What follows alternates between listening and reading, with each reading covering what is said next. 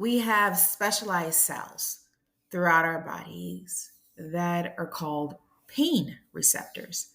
They're typically at the periphery, but we can see them in other parts of our bodies.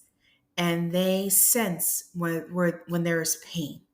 It's part of this big communication system that we have, part of this, what you call our nervous system. And it senses pain. So whether you hit your toe against something, furniture, a chair, you touch a hot stove, maybe the water is too cold, the body senses that something's not right. And so that information is sent to our brain via the nervous system to say, okay, we need to do something. It could be slow, it could be delayed, but we need to do something. So whether it is turning the water off or getting your hand out of the water, maybe rubbing your toe or making sure that you get your foot from the object that is causing pain, taking your hand or arm off the stove. The body's attempt is to balance itself, to achieve harmony, because our bodies are the vehicles for our divine message. It knows why it's here. Why it is here. It knows its purpose is to help you do your purpose in life.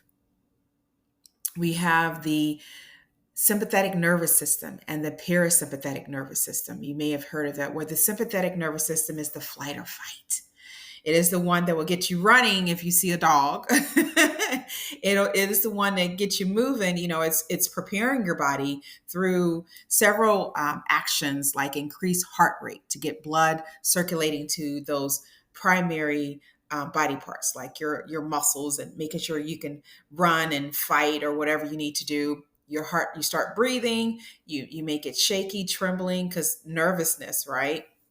So all those things are part of the body's way of maintaining balance, because it's like if there's something scary, we need to get away from it because we need to get balance. And what we have is the parasympathetic nervous system, which is known as the rest and digest. So it is the one that is the calm, the relaxing. You think about different, there are chemicals like GABA, which is a neurotransmitter that helps us to naturally relax, you know. And much of the medicines that they use is based off this, is interacting with our nervous system to either calm us down more, anxiety, when you start thinking about serotonin and depression, antidepressant medications, anxiety, Xanax. Many of that is reacting or with our nervous system to help cause a reaction to happen. So including the sympathetic nervous system. There's so many medications that what they're doing is they're interacting with our body to cause a reaction again. And so just like the rest and digest and the flight or fight, it's all about balance. Because once you're done fighting or flighting, you rest, right? The body has achieved balance. We do our work throughout the day. We rest typically at night. Again, trying to achieve balance. And so I do want to say that some people may consider this podcast a little sensitive, because today's topic is triggers. So that's what I'm going to talk about, is triggers and understanding them, and how to process them, and how to transcend them, and how to see them. Because as a child, my thing was to see things in a more healthier perspective, because I believe that I was here to enjoy life, not to be the object of pain, that there was more to life than the pain the projected pain that I experienced, and the pain that I was seeing in others, that this was not life. There is something else. And that searching, that seeking led me to saying, looking out the window on a clear day at the clear blue sky, and saying that I want to be aligned with nature. And a series of things unfolded where I was at church and I looked at the Bible. We had just not too long, staying in Illinois. We moved from Memphis to Illinois. My mom left an abusive marriage relationship, and she took her 3 children, $4,000, and a suitcase or two. That was what we had, right? Besides my mother's wisdom and life lessons that I've shared throughout. But we started going to church for a little while, just a little while. Then we stopped. But we started going, and I saw this Bible in the back of the chair, and or it was laying there, and I asked, and my aunt said, take it. So I took it, and I spent time on my shaggy little carpet in our first house, and I read the entire King James version of the Bible. And I said, okay, that was some interesting stories. That was pretty much what I thought. And unbeknownst to me, there were seeds that were in the Bible that would help to direct me along my healing path, help to direct me into being aligned with nature, help to direct me into healing from the inside out, seeing the generational cycle of pain, and developing tools. Not too long after that, I received a bookmark, and it was a white bookmark, and I just looked at the face of it. It was just a bookmark, and I said, "What is this?" And I flipped it over, and I automatically realized that it was the Lord's Prayer.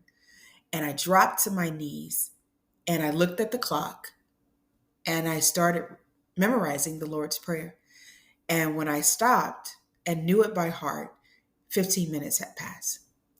Then I started learning about there was the story of Jesus that was on TV, during Easter. I think my mom may have told us, about it. But I started watching that and looking forward to watching it, and I automatically um, related to this story about Jesus, about his life, about, kind of being this loner, and admired his conviction that he knew what he was here to do, and he wasn't going to let anyone deter him. He had this innate, just knowing that this is what I'm here for. So it wasn't for me about religion, because we stopped going to church, but it was more of I began on this spiritual journey of looking at my life from different lenses, and that mistakes became life lessons, and to learn from life, and especially to learn from others, but to learn from life. And I used my mother's her garden, all these flowers and plants, and at first I was frustrated, but years later I would realize that was the sanctuary for my healing. It was, that garden of Eden, that relaxation, that seeking truth, that dispelling myths, the grounds for that peace that I felt. And I would often walk barefoot in our front yard.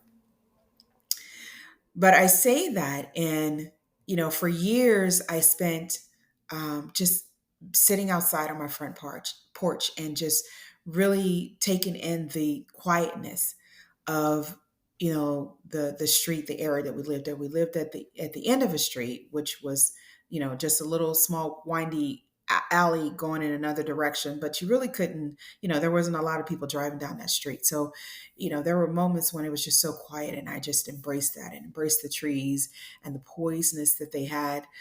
um, that they had when I say all of this, giving you some context of where I come from, my father, being abusive, drinking a lot, my mother leaving him, being raised by a single parent, experiencing pain on my personal level, understanding how oppressive and suppressive fear is in keeping you imprisoned in thoughts coming your way, and having a way to put those thoughts in a healthy perspective that I didn't realize until my 20s, moving out on my own, moving out in my apartment and internet, that many people were still having issues with abuse, neglect, misuse of their bodies.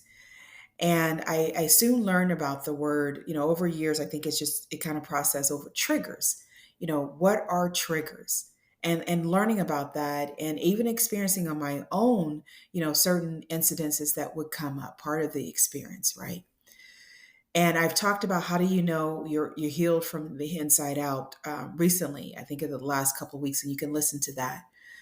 But understanding that when I look at the word triggers, I see it as data because the body is designed to again keep us within harmony.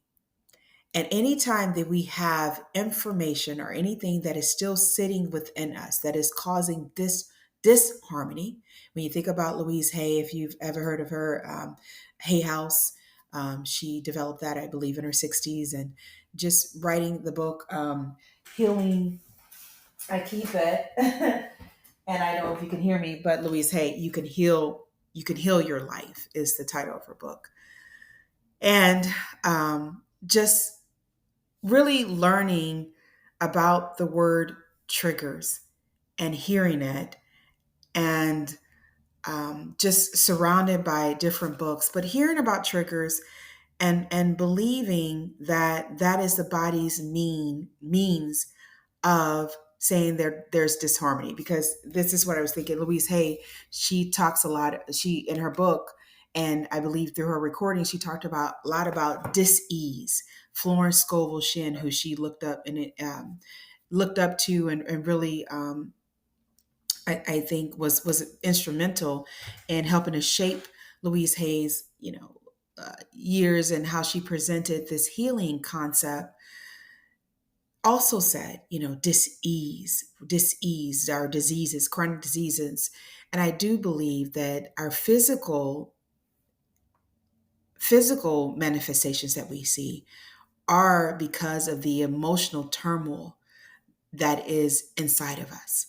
The body does express itself. It's meaning it does that. That's its job, right? Because we have a divine purpose here. We have gifts and talents, dancing, singing, whatever it may be. The body is here to express itself, and it will express what is inside of it. And so when we internalize the pain that someone projected on us, that it's because of me you did this. Why did I have to be so pretty? Why did they see me like this? I'm the one that caused it. How could I be so stupid? We start blaming ourselves and we start having these guilt, shame, resentment. You think about resentment. Louise Hay, Florence Scovel Shinn talked about that with arthritic conditions, anger, and it's mentioned in the Bible how it rots the bones. And we think about people that are going through bone degeneration. Man, I'm just thinking about someone right now. But we think about how these emotions have physical expressions, that when I think about the rarity of health conditions, it is that person's unique expression of what is going on inside of them. And you've heard many people talk about this, Gary Zukov, Eckhart Tolle, pain and the presence of now. And I'm thinking of, Louise Hay, like James Allen, and as a man, think of that these triggers are our body's way of talking to us that this does not belong to you. And our response, when I think about that, the response is, I'm not afraid of it. Show me what it is I need to release. And I've used the example of soda fizz. When you think about the consistency of soda, we drink the darkened portion of soda. You think about Coca-Cola or the light portion, clear portion of the soda. The fizz, when you shake it up, that fizz comes out. It is not a natural part of that soda's consistency. And so it needs to release itself. And once it releases itself, you can see the fizz basically disappearing, that chemical reaction disappearing, that stability of that soda, right? The canned soda. So I love visualization because I'm a visual uh, majority visual learner, and I try to really tap into our minds to really see the connections and things. That's me as a teacher, a nurse educator. As I was educating nurses, student nurses, as a coach, health coach, as a NCLEX tutor coach, is to break it down in such a way that you see it, to engage your minds for the imagination, and identifying those thoughts that we need to release and engage our hearts, where I believe too our hearts and minds know the truth of who we are and why we're here. And therefore, the body, again, its job is to maintain harmony. So, triggers, if you will, is data, data that can help us become the best version of ourselves, best versions of ourselves, if we address the data. You know how I was having a conversation with my son, and we were talking about just doing things, procrastination, doing things. I had to iron on patches of my daughter's vest for Girl Scouts. And for a while, I delayed doing that action because there was fear. What if I did it incorrectly? Patches falling off, all this stuff. But I would read the instructions, and it was like I was mind boggled, and that's what fear does. It can cloud your thinking, that you're not able to think straight. And we think about triggers and we think about fear, that state of fear and anxiety that we have, that we're not even able to think straight about what it is that we need to do. We are fighting our bodies instead of aligning with it and saying, teach me, show me, so that I can move beyond this. And so when after I was clear, and actually in the moment of doing it, the instructions just made sense. The ironing just made sense. And I had to do it a couple of times, but it just made sense. And I thought about how so often we can be so afraid to address things because we're thinking that we have no control of the outcome. We're thinking that we're going to be beat out by the outcome.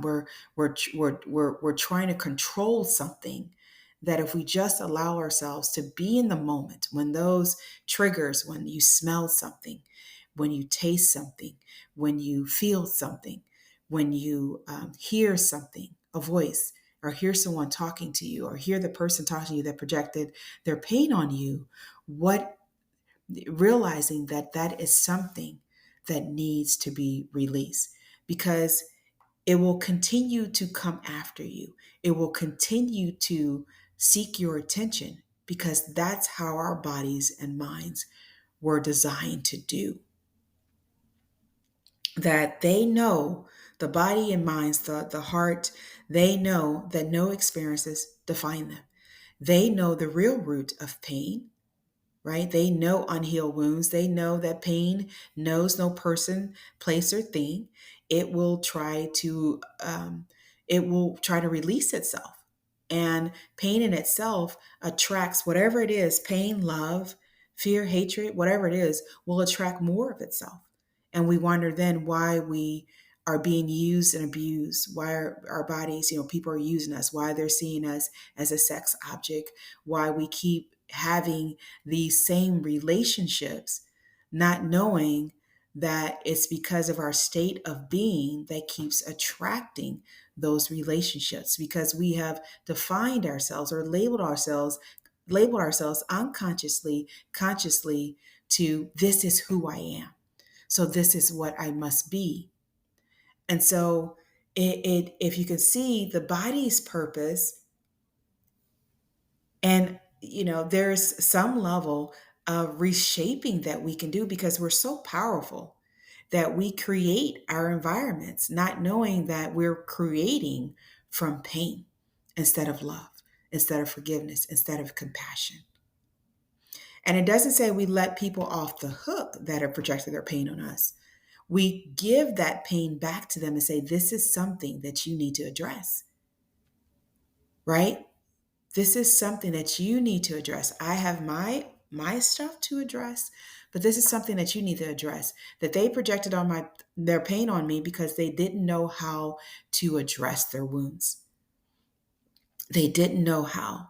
And I listed 3 things yesterday in yesterday's podcast, the seeds we sow, that often why people project their pain on you, why they do that.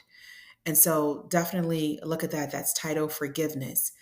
But when we're talking about triggers, I want to dismantle that label, because we've given too much power to the word triggers. And therefore, we see it as something that dominates us, see it as all too powerful. That, okay, instead of I'm still holding on to that, how do I let that go? And I believe when we ask those open-ended questions, when we are sincere about healing and desire to heal from the inside out, that means knowing that nothing external has the power. It is all from the internal that we create.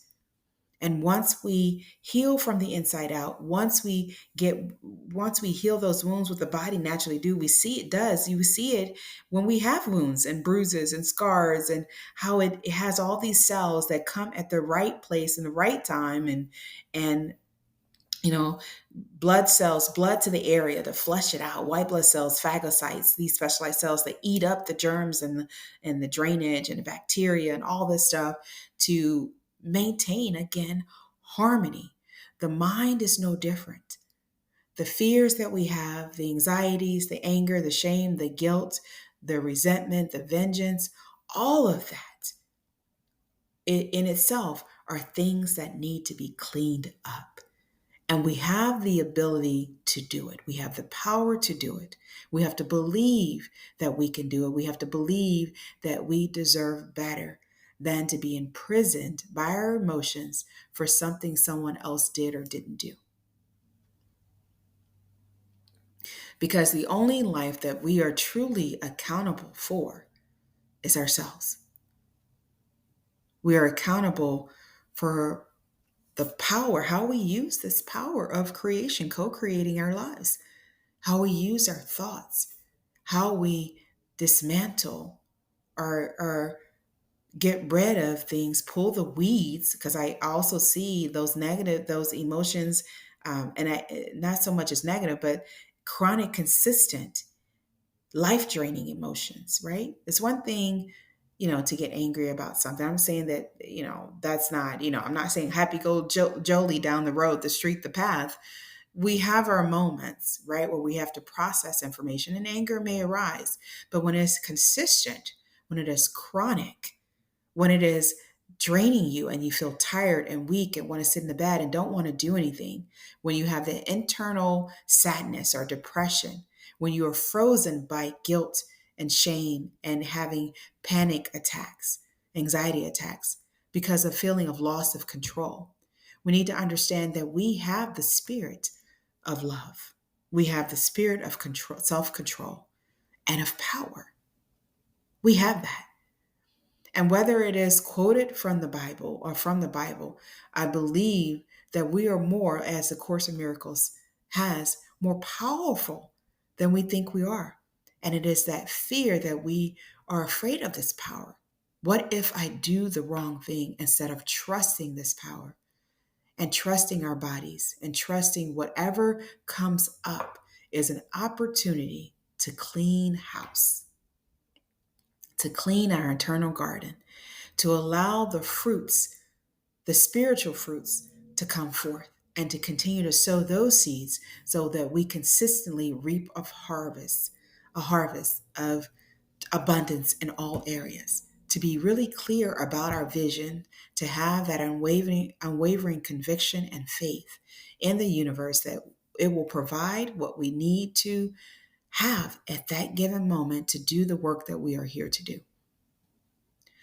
So I hope that I have been clear on what I feel that triggers are. Triggers are, again, data that our body sends to help us to maintain harmony, things, actions that we need to do on our own to help maintain harmony, that we have the power to heal ourselves from the inside out by means of cleaning out emotion and feelings consistently cleaning out consistently those chronic emotion feelings that do not belong in us, and to basically have the conviction to do the work that we are here to do. So Fridays is all about cleaning house, taking out the trash. Daily, we still, it's encouraged to do that. I encourage to do that daily, to reassess our lives and see the direction that we're headed in. And at any time, we can change our direction through changing our thoughts. And through our thoughts, we change how we experience our bodies, how we experience life, and the wonderful things that we can do here on earth. I'll talk to you guys soon for more inspiration, empowering, and mind, body, and spirit nourishment. You can sign up for Notes on Life, empowering you to be you. And on Mondays, I have Facebook Live where we're looking at those emotions and feelings, those barriers, internal barriers that, and I also too may talk about external, but internal barriers that hamper our way or delay us in achieving the work that we're here to do and fulfilling our divine purpose. Talk to you guys soon.